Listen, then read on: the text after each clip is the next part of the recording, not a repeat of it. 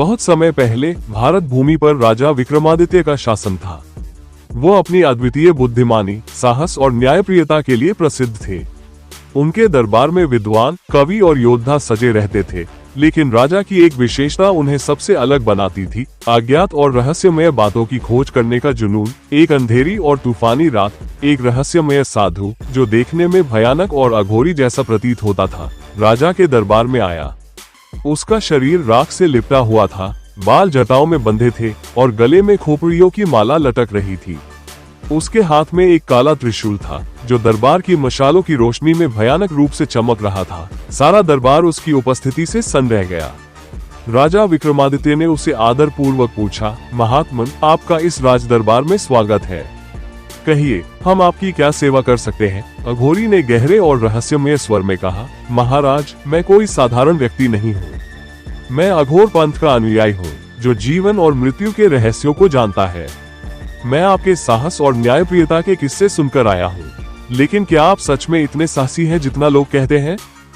राजा मुस्कुराए और बोले, महात्मन, आप मुझे आजमा सकते हैं। बताइए, मैं आपके लिए क्या कर सकता हूँ? अघोरी ने अपनी आंखें बंद की और गंभीर स्वर में कहा, यदि आप सच्चे, न्यायप्रिय और निर्भीक हैं, तो आपको मेरे साथ शमशान चलना होगा। वहाँ एक आत्मा है जो कई वर्षों से मुक्त नहीं हो सकी है। उसे केवल आप ही मुक्त कर सकते हैं। पर याद रखिए, ये कार्य जितना सरल दिखता है उतना है नहीं। दरबार में सन्नाटा छा गया। शमशान, वो स्थान जहाँ अंधकार, मृत्यु और भय का निवास होता है। लेकिन राजा विक्रमादित्य भयभीत होने वालों में से नहीं थे। उन्होंने तुरंत प्रस्ताव स्वीकार कर लिया। अगले ही पल अघोरी ने एक मंत्र पढ़ा और हवा में एक अदृश्य द्वार प्रकट हो गया। महाराज, इस द्वार से शमशान पहुंच सकते हैं, लेकिन ध्यान रहे, जो आप देखेंगे वो केवल हृदय के बल से ही सहा जा सकता है। विक्रमादित्य ने निडरता से उस द्वार में कदम रखा। दूसरी ओर एक रहस्यमय शमशान था। चारों ओर जलती चिताएं, सन्नाटे को चीरती हवा और असामान्य सी गूंज। वहां एक पेड़ के नीचे एक आकृति बैठी थी। वो आत्मा थी जो किसी श्राप के कारण अटक गई थी।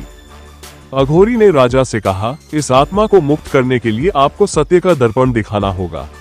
ये तभी संभव है जब आप अपने अंदर के सारे भय और अहंकार से मुक्त हो। राजा विक्रमादित्य ने आत्मा के पास जाकर कहा, तुम्हें क्या चाहिए? मैं तुम्हें इस बंधन से मुक्त करने आया हूँ। आत्मा ने राजा की आंखों में झांका और कहा, राजन, मैंने अपने जीवन में कई पाप किए हैं। मुझे डर है कि मुक्ति के बाद मुझे नरक का सामना करना पड़ेगा। क्या आप मुझे वचन दे सकते हैं कि मेरा न्याय सही होगा? विक्रमादित्य ने गंभीर स्वर में कहा, मैं केवल सत्य और न्याय में विश्वास करता हूँ। तुम्हारा कर्म तुम्हारा